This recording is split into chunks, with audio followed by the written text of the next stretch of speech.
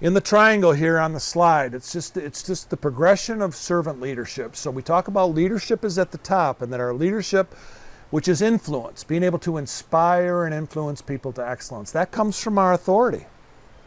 Yeah, our influence, right? Not power, influence, right? And our influence comes from serving and sacrificing for people, right? Service and sacrifice is the universal language. Everybody understands. Gandhi, Mother Teresa, Jesus, Martin Luther King, Nelson Mandela. It's a universal language. When you serve and you sacrifice, as they all did, you build influence with people. Your mother, right? Think of people in your life that have a great deal of influence with you. Somebody who has great authority, somebody who you would never want to disappoint, somebody who, if they asked you something, you would do it in a minute. That's somebody with authority, right?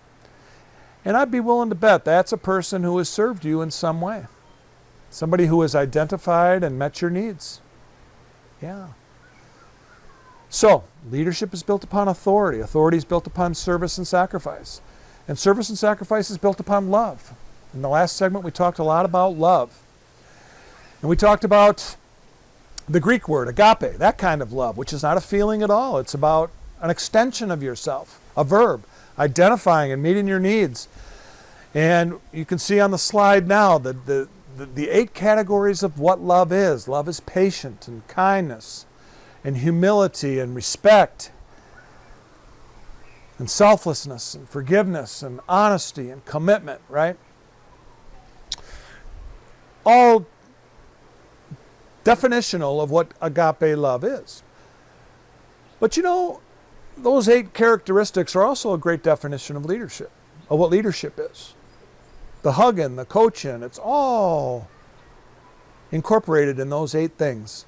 Or even character itself. The very definition of character. The very things we teach our children, right? Be patient, be kind, be humble, be respectful. Be selfless, don't be selfish, don't be a tyrant. Be forgiving, forgive your brother. Be honest, tell the truth. Be committed, follow through, share, right? These are the very things, these are character. So it's not only a great definition of love, it's a great definition of leadership. Not only is it a great definition of leadership, it's a great definition of character. And not only a great definition of character, a great definition of integrity. This word integrity in English, to integrate the whole. This is an effective human being, right? This is who people want their kid to marry, right? We live in crazy times. I'll bet you've noticed. We have culture wars going on in many countries around the world, including my country. A lot of craziness going on. People say we're postmodern. People are even saying we're post-truth now. My truth is my truth, your truth is your truth. And let me tell you something that I think is encouraging, that encourages me. This slide that you're looking at now of the 8 characteristics of love: patience, kindness, humility, respect, selflessness, forgiveness, honesty, commitment. I've been showing that slides to audiences all over the world for 40 years. Written 3 books on the topic. Most famous passage in all of literature. All the years I have taught these principles, I've never had one person raise their hand and say, I disagree. Not on one university campus, not in the military, factory floors, business, profit, non-profit, ring around the prophet. I've taught these things all. Never had somebody raise their hand and say, I disagree with that list. No, Mr. Hunter, I'd rather have a leader who is impatient and unkind. People who don't have impulse control, people who are mean, that's who I want to work for. Somebody who is arrogant and disrespectful and selfish. The people who are dishonest and corrupt, yeah, they inspire me. The people who are uncommitted, lack the courage to do the right thing. That's who I want my daughter to marry, somebody just like that. Never in 40 years have I had somebody say that. You know, folks, there are some things we still agree upon. This list is one of them. Yeah. This is the definition of being a good human being. And again, this is who people want to work for. This is who people want to work with. This is who people want their child to marry. A good person. Yeah. Great leaders are good people.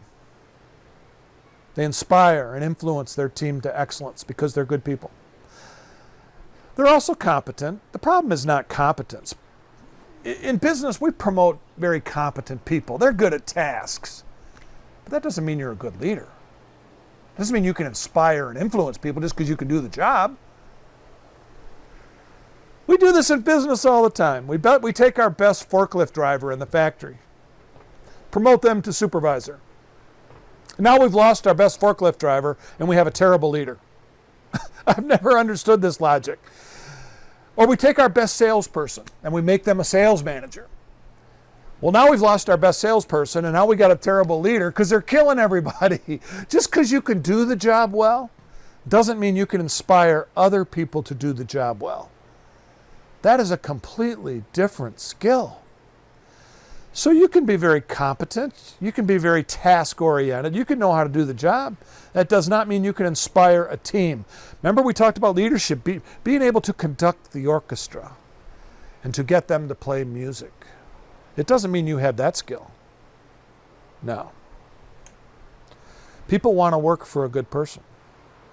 So I will presume when you get promoted someday, you're going to be competent. And you should always try to improve your skills, your technical abilities, improve your skills, your business skills, whatever line of work you go into. You got to be reading and learning and growing. That's very important. But never lose sight of the character side, who you are as a person, how you present yourself, how you present yourself to the world, your character. That is the most important skill you're going to develop in your life. You may change professions, you may change careers, but your character, that goes with you wherever you go.